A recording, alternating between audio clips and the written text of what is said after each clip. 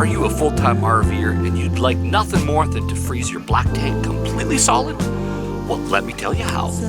Well, I'm pretty sure you actually wouldn't want to freeze your black tank completely solid, but it's quite easy in the wintertime if you have any liquids in the tank and your tanks are not heated.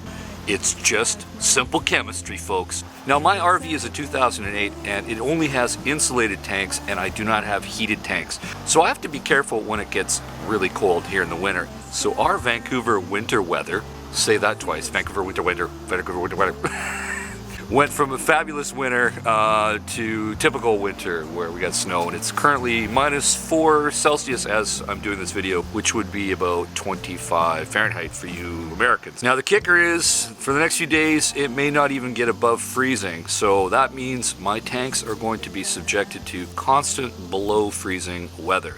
And I don't want my tanks to freeze. This is about my 5th or 6th winter doing this. The first winter, you know, you get a bit nervous about this weather and you kind of try a whole bunch of crazy approaches.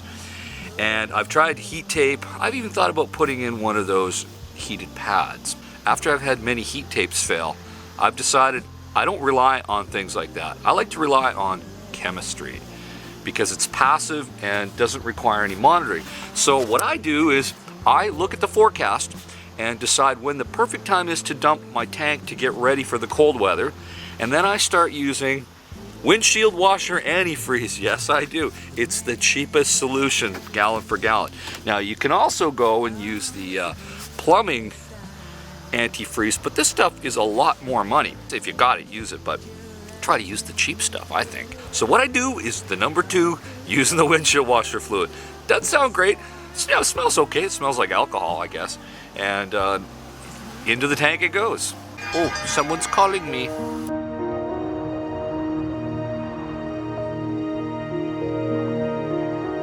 Now, I know what you're going to say. As you use your washroom, your natural body fluids are going to dilute the effect of the windshield washer or the antifreeze. Of course it will.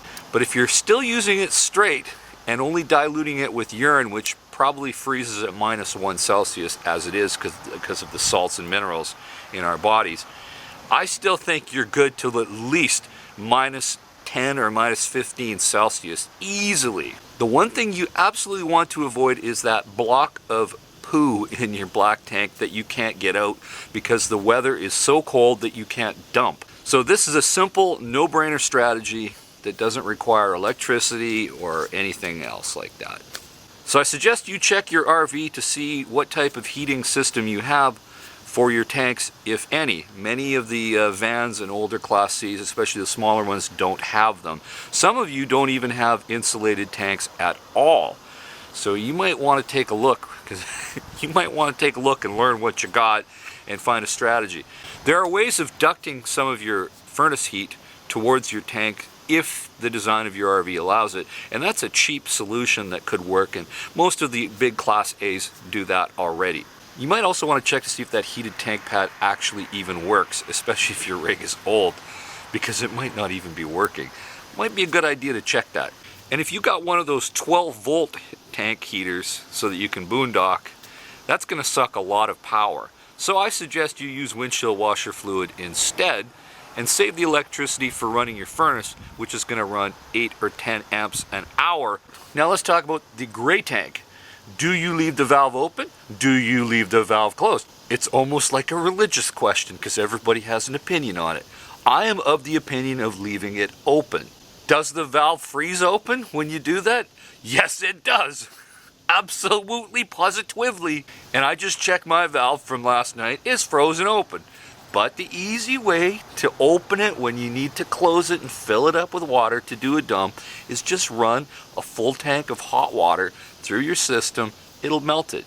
Because when you leave the valve open, you're going to get a sheet of ice on the bottom of your gray tank, and it will actually jam the valve so the valve cannot close. All you got to do is melt it, and you're good.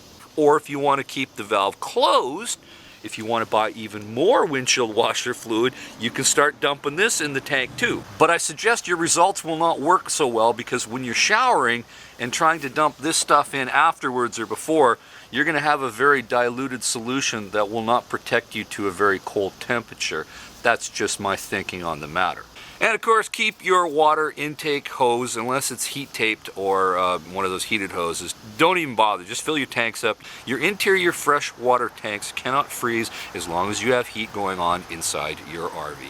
And I like to keep the hot water heater on all the time. And I like to keep the propane and the electric on because should the electricity fail, the propane heater will kick in and the water will stay warm and will not freeze or burst my water heater tank. And whatever you do, don't get desperate and do like this person and put a large heat lamp in the basement of your RV to try to keep things warm. That's a very dangerous idea, and the results may not be exactly what you were hoping for. So in the meantime, folks, stay warm, stay safe, and keep your wheels in the ground, and I'll talk to you soon. Over and out.